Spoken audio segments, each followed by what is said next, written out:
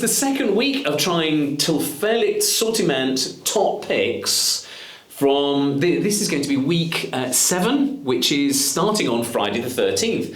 And did you know, this is totally true, that the 13th day of the month is more likely to fall on a Friday than any other day of the week? And in fact, in many cultures, it's considered extremely good luck, not in any way bad luck. So you don't need to get...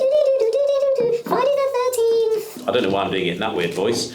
So we're going to start off here with a bottle of sparkling wine. I'm going to take this opportunity... I'm going to take this opportunity to show you how to open a bottle of sparkling wine. That is the most important bit. Apparently, loads of people get really badly injured by having flying open champagne bottles because they don't realise that inside, that's like, you know, a London double-decker bus tyre, that's the same pressure inside. So you always have your thumb on the top. And remember, twist the bottle, not the cork. So look, my left hand has stayed the same, and it's easing and easing and easing and... Oh, get that sound. Doesn't that sound good? Michel Gonets, Grand Cru, Mesnil sur Oger. So this is classy, stylish champagne from France. Blanc de Blanc. So this is 549 crowns. But, oh, it's so good. This is precise and elegant and pure. This is proper craftsman-made champagne. So this isn't some big brand where you're spending lots and lots of money for people to go and produce merch and big ads. What you're getting here is a wine producer who's going and making really, really fine wines, elegant like this. So all from Mesnil sur Oger. So Mesnil is the home of really, really good Chardonnay. This is made entirely from Chardonnay. If you can see a weird flashing, there is... the emergency services outside. So there is an ambulance and a fire engine, brandman, and we're not quite sure why, but I'm going to carry on because what's the best thing to go and do is to go and taste. It's got this very fine, slightly spiced brioche feel to it with white stone fruit and apple. Zesty, precise, linear. I know these are kind of weird words, but this is fine, elegant, bright, white, stone, fruity. It's gorgeous, that. It's quite good. Most people don't have sparkling wine with food. That and shellfish would be just divine. I mean, I think you'd probably enjoy it as an aperitif, but actually as a shellfish matching wine. Beautiful. It's like having, think about really amazing Chablis, but sparkling with a more brioche element to it. Michel Gonets, so good. Should we try some reds? Going to try some reds. And I'm going to get a special thing here, excuse me, coming back, because this is a thing called a Tastevin. Have you ever seen this? Sommeliers wear them. This is one of mine. And you sort of wear it as your badge of office. You sort of have it like this. And the original thing about a Tastevin is if you were in a cellar down in, you know, Italy or France or somewhere, particularly France, and there was a very low light, it would be very hard to go and tell the colour of your wine. So what you do is you pour it into the Tastevin, which has got all these dimples, and because it's got the silver underneath, I'm able to go and detect the colour here, and it's got these little divots so that it creates a turbulent flow, and I can go, oh, this is beautiful, because actually what this does, I'm going to pour it into here now. Whoa. This is a particularly beautifully coloured wine. So what we've got here, now I'm going to have to look at the label and then show you. It's because it's Koehler-Ruprecht Spätburgunder 2023 Kabinett Trocken. So I'm going to hold it up for you.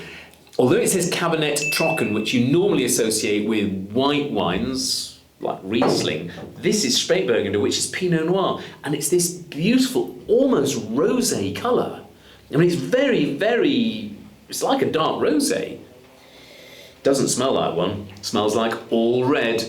This is fine Burgundy for clever people.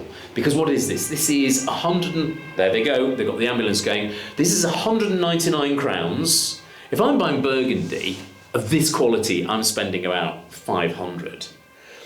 It's got wild, earthy fruit, strawberries, raspberries.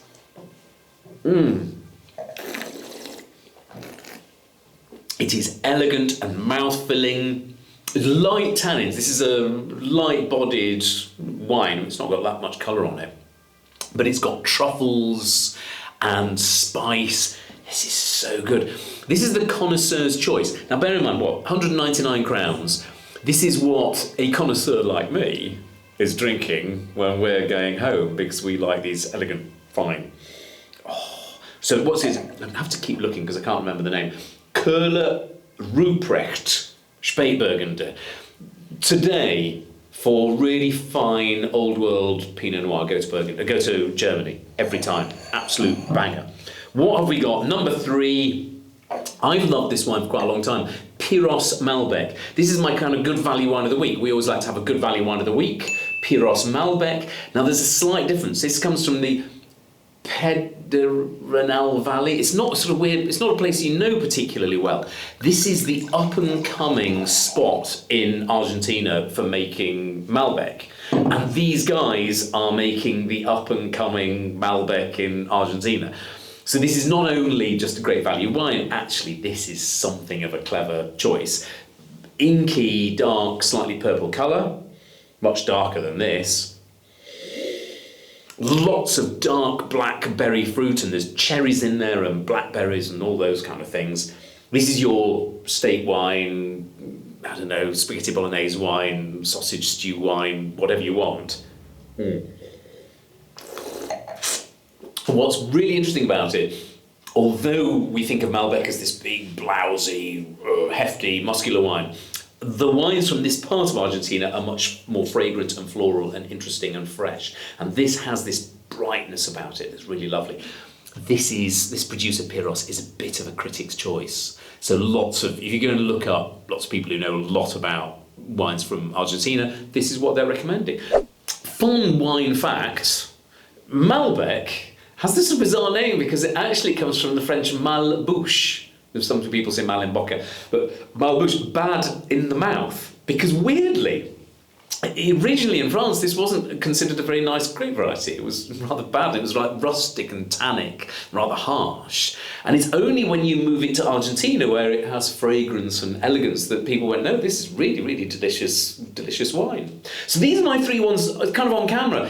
I've just picked out these three. There are another 3 really interesting wines. Go to Pinvino.se and there is my full half a dozen selection of wines. So there's 2 or 3 others. But these are the ones we picked out today. And I'm going to quietly sit and enjoy drinking them, maybe with a bit of lunch. That's just how we roll here at Pinvino.